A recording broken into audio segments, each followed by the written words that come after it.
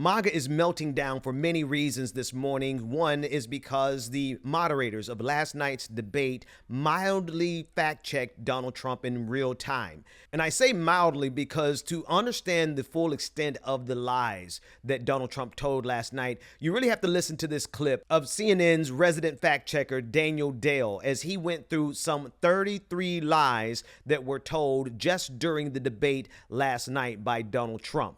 The fact-check story of the night was the staggering dishonesty of former President Trump. I counted at least 33 false claims from him, and I think that might be a generous count, versus one, maybe two false claims from Vice President Harris, though she did also add a smattering of misleading or lacking in context claims. Let's go through this wild list of false Trump claims, John. Some of them are just egregious lies. On the economy, he said tariffs do not raise prices on Americans. They do. He said his tariffs raked in hundreds of billions of dollars from China.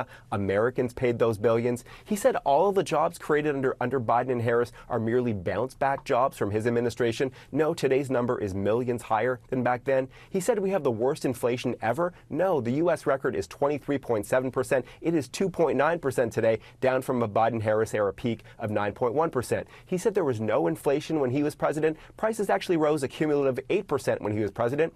Then on immigration, he said migrants in an Ohio city, you heard, are eating people's cats and dogs. That is a baseless, debunked Facebook rumor, just nonsense. He said Harris is border czar. No, she never was. She had a more limited immigration-related diplomatic assignment. He said 21 million migrants have crossed the border under Harris. That is many millions too high. He said millions of people are entering monthly. There has not been a single month in the millions.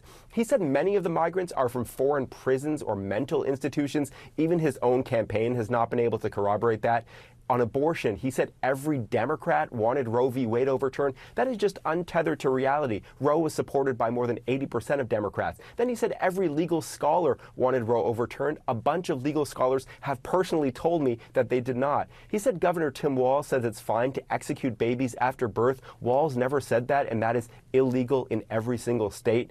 On foreign relations, he said $85 billion in U.S. equipment was left to the Taliban. That is a massive exaggeration. The Pentagon says the number is $7 billion. He said Iran didn't fund terror groups under him. Iran did, though its funding level did decline. He said he ended Russia's Nord Stream 2 pipeline. No, he did authorize sanctions, but after it was more than 90% complete, and Russia resumed construction during his own presidency. He said the U.S. has provided far more aid to Ukraine than Europe has. It's the reverse. Europe has provided far more aid than the U.S. He said President Biden took millions of dollars from China. He did not. He added a false claim about Biden getting money from Russia. Again, nonsense. And he said Harris was sent to negotiate peace with Putin right before Russia's invasion of Ukraine. Not only did that just not happen, the Kremlin says Harris has never once even spoken with Putin.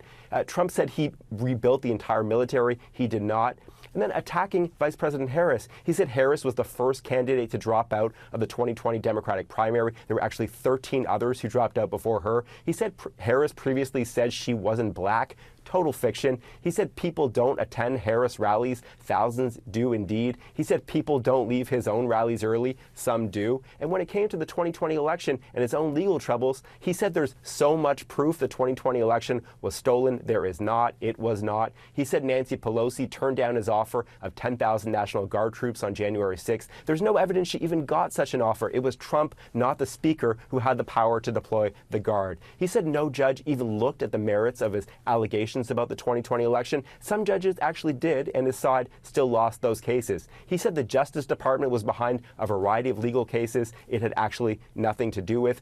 And then a whole bunch of other lies on a variety of topics. He said crime is skyrocketing. It's actually declining sharply. He said the Central Park Five pleaded guilty. They did not. They were wrongly convicted. He said those men killed someone. It was not even a murder case. He said he saved Obamacare when actually he tried to kill it and then weakened it. He said Harris has a plan to confiscate, quote, everybody's gun. She does not. In 2019, she supported a mandatory buyback of assault weapons in particular, and her campaign says she doesn't even support that now. John? Billionaire Bill Ackman, who's thrown all of his support behind Donald Trump, said this on Twitter, saying, "Why do the moderators only fact-check Donald Trump and not Kamala Harris?" Well, that's because Donald Trump told all of the lies last night. According to CNN's count, Kamala Harris made one false statement. Donald Trump made 33.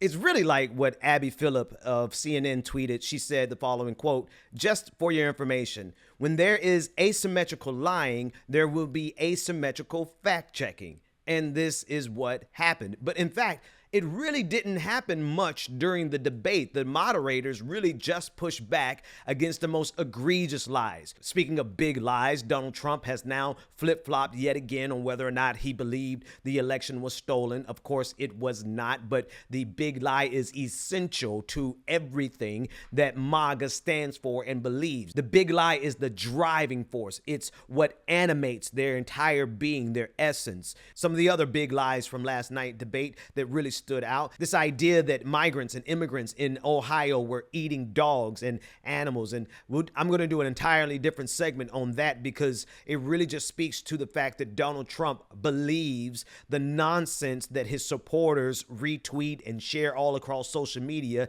And it was really the most effective way to destroy the lie, the Haitian cat eating lie that was really facilitated by MAGA in a very disgusting way, but a very efficient and dangerous way. Donald Trump wasn't smart enough to keep that lie on social media. He took it all the way to the debate stage. Donald Trump is a liar, and Kamala Harris called it out from the beginning. She said, what you're going to hear tonight is a litany of lies, and that is exactly what happened. Here's why this is so important. Obviously, Donald Trump is a man who's never been held accountable for anything. He's always been able to make up things as he goes. He's always been able to fudge the numbers because very few people have ever called him out in his entire lifetime. And now the United States of America has finally matured enough to be able to critique and criticize and call out the lies of a presidential candidate who breaks every rule, who destroys every bit of decorum, who has no respect for any norm or institution. The United States of America was really not ready to handle Donald Trump over this last decade. And it really took almost a decade for the media and for politicians and for just people in general to really figure out how do you handle a malignant liar in real time. How do you handle it? You have to be prepared for the lies, which means you have to know the truth, and you have to know it in a way that Daniel Dale just really demonstrated. He was able to really pick apart every lie in real time.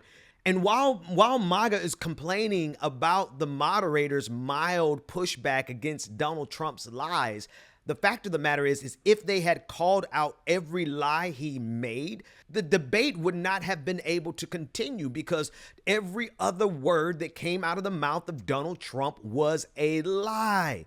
And it really is it's really jaw-dropping to see so many people still supporting this liar, the liar in chief, especially amongst Christian organizations and evangelicals and all of these people who swear that they're participating in politics based on their morality. What of the lies? I had an opportunity to sit on a phone call, and I'll talk about this in another segment, but I had an opportunity to sit on a prayer call that was facilitated by Paula White. She is Donald Trump's spiritual advisor. And as they were praying on that call, Donald Trump was on the call as well. And as they were praying for Donald Trump, they were speaking about, God, let the truth be revealed. Be careful what you pray for, because in this case, the truth was revealed. Donald Trump is a habitual liar. He is incapable of telling the truth, not only because he fudges the numbers on everything that he does, but it's because his entire essence, his entire being, everything that he is, everything that he stands for is a lie, a fiction, a fabricated reality that no one has ever bust his bubble until last night, when the moderators just fact-checked him just once or twice during the entire debate. But when America turned around and said, enough with the lies already, Donald. If you can't tell the truth, if you can't handle the truth, we'll handle it for you. Be sure to share, like, and subscribe to this channel, Really American, where we've been debunking Donald Trump's lies long before it was popular.